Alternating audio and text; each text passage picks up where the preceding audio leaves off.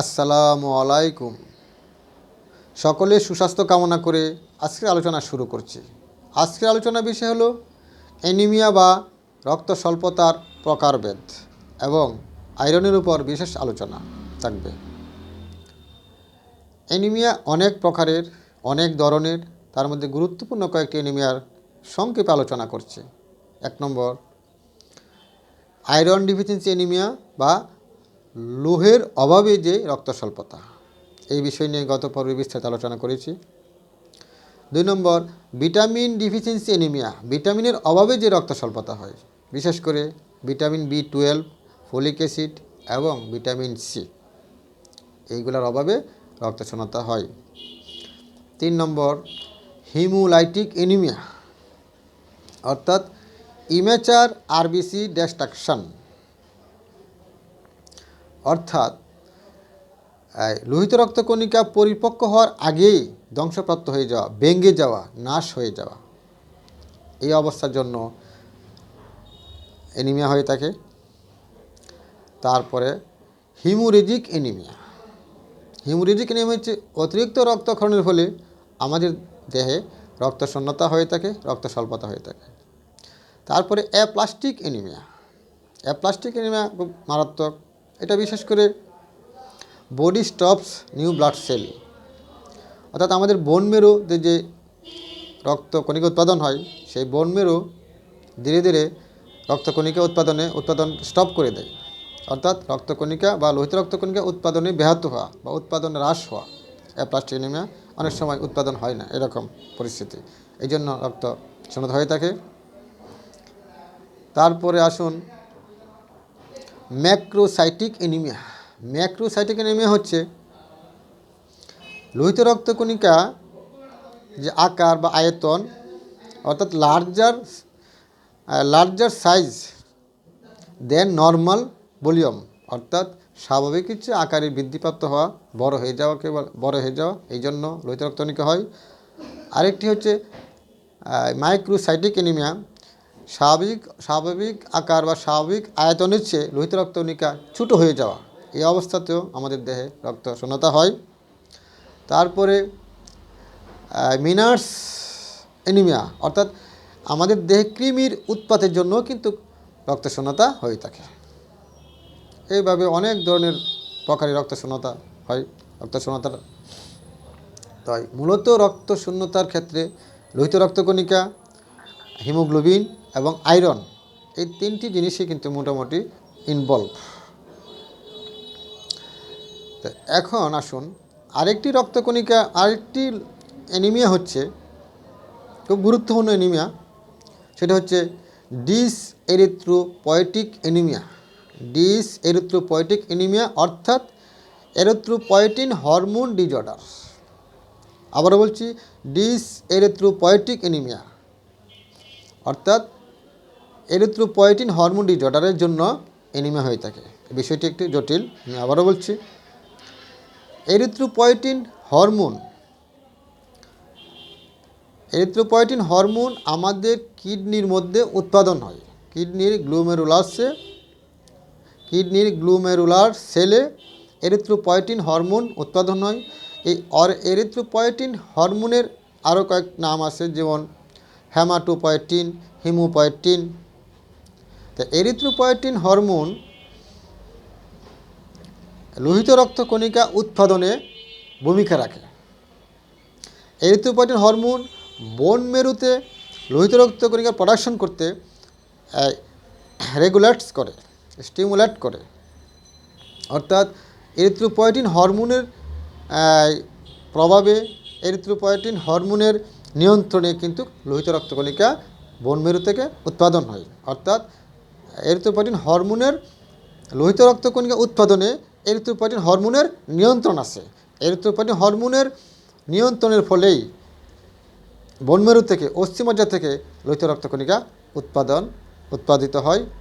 উৎপাদন হয়। তো এই হরমোনের যদি কোনো রোগ হয়, এই হরমোন যদি সিক্রেশন কম করে, অপর্যাপ্ত সিক্রেশন করে, তাহলে কিন্তু আমাদের লোহিত রক্তকণিকা উৎপাদনে ব্যাহত হয়।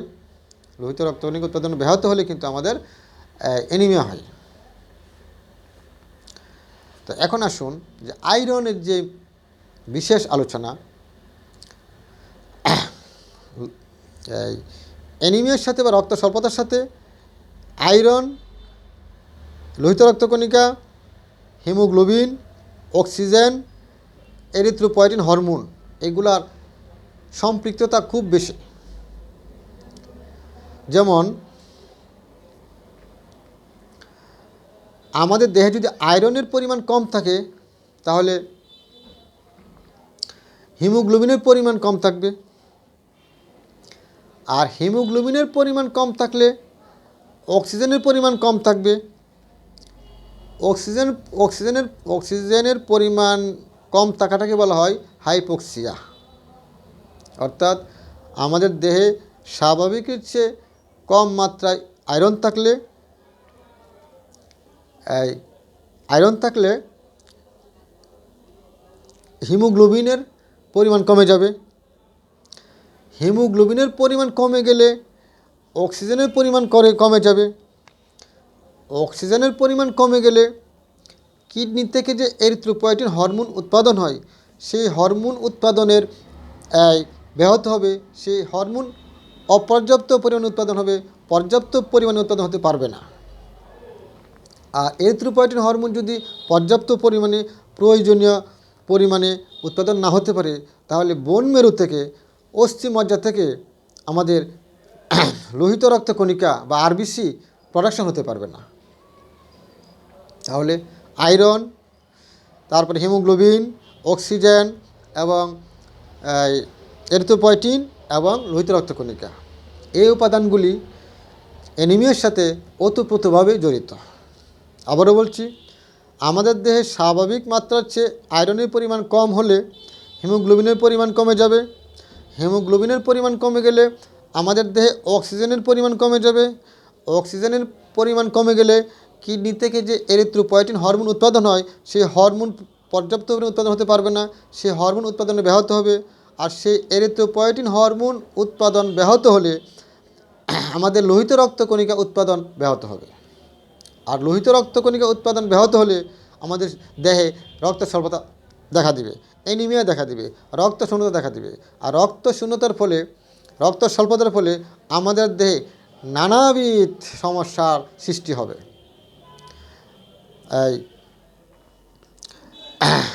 শরীরে ক্লান্তি আসবে, শরীরে বিভিন্ন অসুস্থতা আসবে, একটু অল্প কাজ করলেই শরীর হাঁপিয়ে যাবে, নানান ধরনের দুর্বলতা আসবে। অ্যানিমিয়ার লক্ষণ, কারণ, প্রতিকার ইত্যাদি বিষয়ে অন্য একদিন আলোচনা করব। আজকে এই অ্যানিমিয়ার প্রকারভেদ এবং আয়রনের বিশেষ আলোচনা এখানেই। তো এখন আরেকটি কথা উল্লেখ করছি, আয়রন কিন্তু এই যে জানালার যে গ্রিলের যে আয়রন বা লোহা, সেই লোহাটাই কিন্তু আমাদের দেহের ভিতরে যায়। আমাদের দেহে যে লোহা থাকে সেটা একই লোহা, কিন্তু আমাদের দেহে যখন সেই লোহা প্রবেশ করে বা বিভিন্ন ফলমূলে, বিভিন্ন খাদ্যদ্রব্যে আয়রন থাকে, সেটা একটা বিভিন্ন আকারে থাকে, বিভিন্ন সিস্টেমে থাকে। লোহা কিন্তু প্রকৃতিতে সরাসরি পাওয়া যায় না, লোহা আকরিক হিসাবে পাওয়া যায়। এখন আকরিক কি? আকরিক হচ্ছে প্রাকৃতিক পাথর বা শিলাবিশেষ, যা ধাতব খনিজ পদার্থ। সেই আকরিক থেকে লোহাকে নিষ্কাশন করা হয়। সে লোহার প্রধান আকরিকের নাম হচ্ছে ম্যাগনেটাইট। এই ম্যাগনেটাইটের মধ্যে লোহা আছে এবং অক্সিজেন আছে। এই আকরিক থেকে পরবর্তীতে লোহা নিষ্কাশন করা হয়। আজকে এই পর্যন্তই। আসসালামু আলাইকুম ওয়া রাহমাতুল্লাহি ওয়া বারাকাতুহু।